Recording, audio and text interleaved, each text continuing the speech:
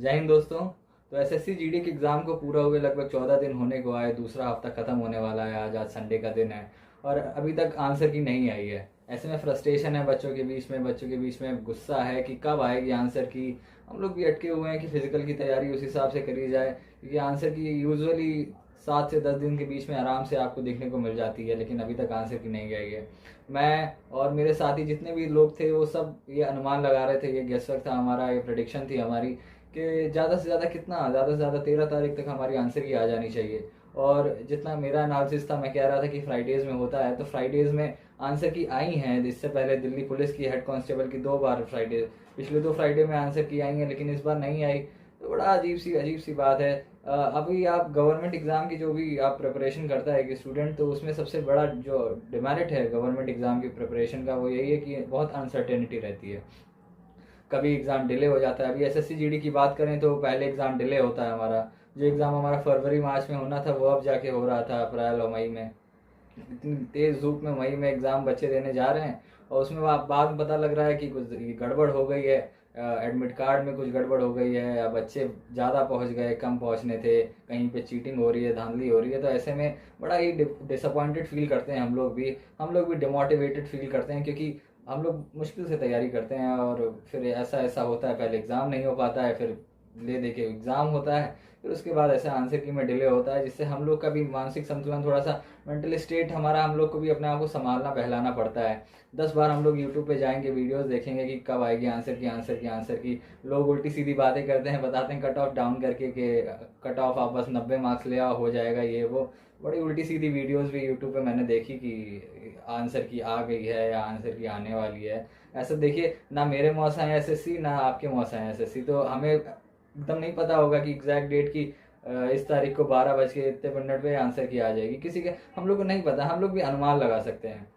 हम लोग ऐसा क्यों कह रहे थे कि जल्दी आ जाएगी, क्योंकि यही पैटर्न रहा है पिछली बार। अभी मुझे याद है 4 मार्च को आंसर की आ गई थी, लेकिन इस बार नहीं आई।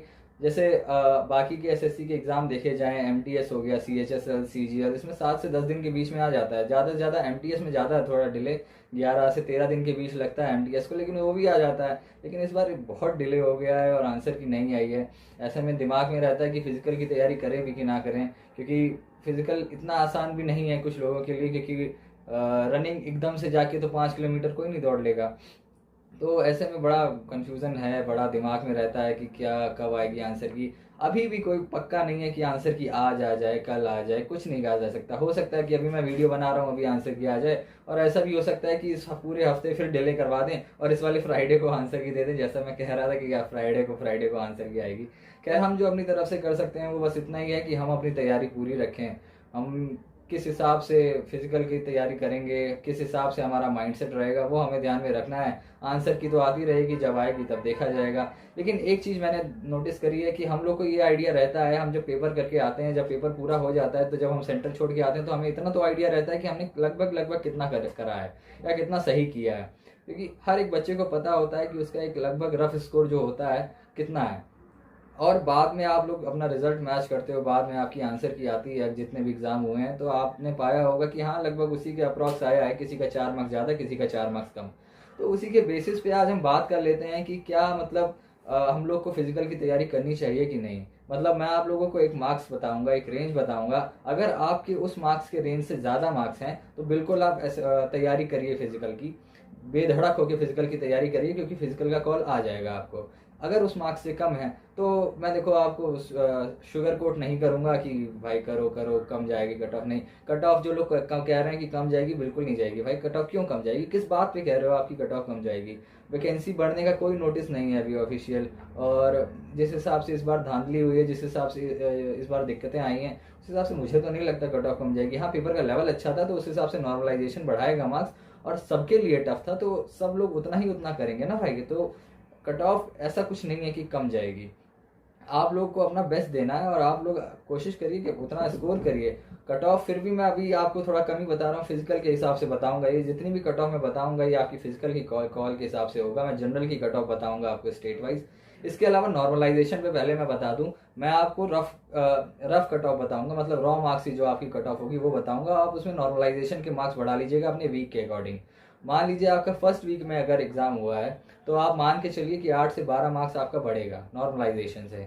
8 से 12 मार्क्स आराम से बढ़ेगा। अगर आपके शुरुआत के 2-3 दिनों में एग्जाम है तो लगभग आपका 10 मार्क्स नॉर्मलाइजेशन में मिलने के पूरे चांसेस हैं। अगर आपका आगे है तो मतलब लाइक पहले वीक में चौथे 5वें 6ठे दिन गया था तो 8 मार्क्स तक आपका आराम से बढ़ेगा। तो आप अपने रॉ स्कोर जितना भी आपको लग रहा है, जितना भी आपका अनुमानित स्कोर है, उसमें 8 से 12 मार्क्स बढ़ाइए। उसके बाद चेक करिएगा कि क्या आप फिजिकल देने के लिए एलिजिबल हैं, उस रेंज में आ रहे हैं कि नहीं।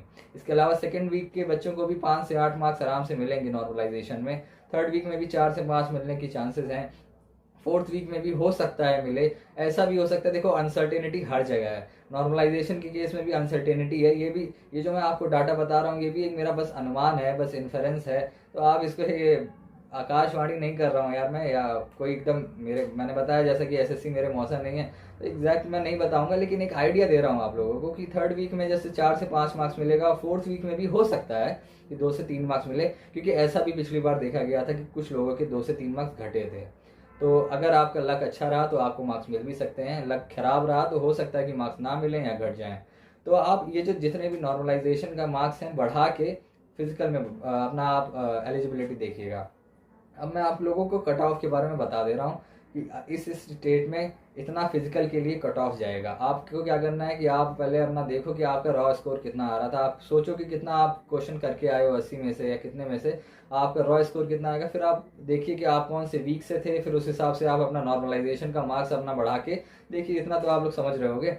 तो मैं बताना शुरू करता हूँ। सबसे पहले बताता हूँ सबसे हाई कट ऑफ स्टेट्स की, जो कि उत्तर प्रदेश हो गया, हरियाणा हो गया हमारा, राजस्थान, एमपी, बिहार। यहाँ कट ऑफ बहुत हाई जाती है। तो फिजिकल अगर आपको देने के लिए जाना है तो आपके कम से कम 125 प्लस होना चाहिए। नहीं 125 प्लस हुआ तो गड़बड़ वाली बात है यार। तो फिजिकल के लिए 125 प्लस स्कोर होना चाहिए इन स्टेट्स वाले कैंडिडेट्स को, ताकि वो जा सकेंगे। मैं जनरल का बता रहा हूँ और ये मैं जनरल एरिया का भी बता रहा हूँ। बॉर्डर डिस्ट्रिक्ट का आप आराम से अपने आप कम कर लीजिएगा 10 से 15 मार्क्स, और अपनी कैटेगरी के हिसाब से भी आप कम कर लीजिएगा। ओबीसी का लगभग इसके इक्विवेलेंट जाता है, ईडब्ल्यूएस का थोड़ा कम होता है, फिर अकॉर्डिंगली एससी एसटी का भी जाता है। इसके अलावा दूसरे स्टेट्स में आते हैं, थोड़ा नीचे आते हैं। उत्तराखंड, दिल्ली का बात करूं तो 115 प्लस आपका स्कोर है अगर, तो आप बिल्कुल जाइए फिजिकल की तैयारी करिए जाके, क्योंकि उत्तराखंड दिल्ली का स्कोर ऐसे 115 प्लस पे आपका फिजिकल के कॉल आ जाता है। इसके अलावा नीचे आते हैं महाराष्ट्र, झारखंड, पंजाब, उड़ीसा। ये जो स्टेट्स हैं ये इसमें कट ऑफ थोड़ा सा डाउन जाता है, और 105 प्लस अगर आपका स्कोर बन रहा है उसके बाद नॉर्मलाइजेशन, तो बहुत चांसेस हैं। मतलब 105 अगर आपका रफ है मान लीजिए, और उसके बाद आपको नॉर्मलाइजेशन मिल जा रहा है 10-12 मार्क्स का, तो यार आपका सिलेक्शन पूरा हो जाएगा, क्योंकि फाइनल मेरिट में 115 पिछली बार कट ऑफ गई थी।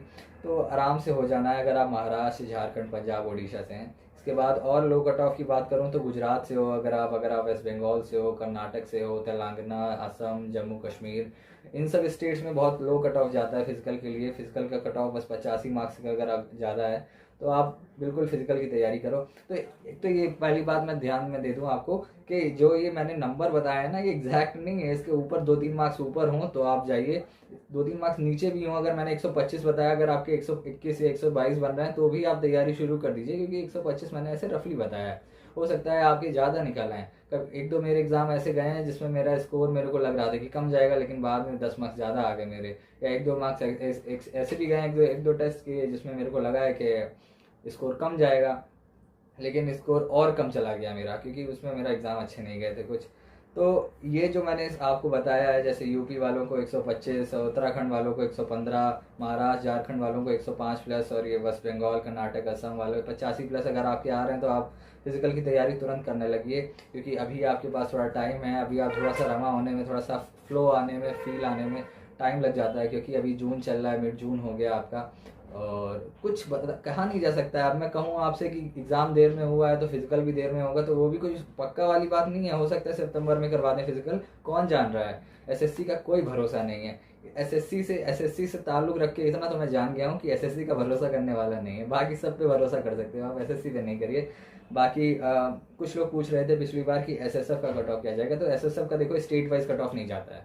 एसएसएफ का cut off all over India जाता है, और अगर आपके 145 प्लस आ रहे हैं मार्क्स रफ, मतलब कि रॉ स्कोर अगर आपका 145 मार्क्स प्लस आ रहा है तो आप एसएसएफ में जा सकते हो सकता है कि 145 के बाद आपका नॉर्मलाइजेशन मार्क्स मिलेंगे, तो उस हिसाब से आपका अच्छा स्कोर जाएगा, तो उसमें आपका एसएसएफ के चांसेस हैं।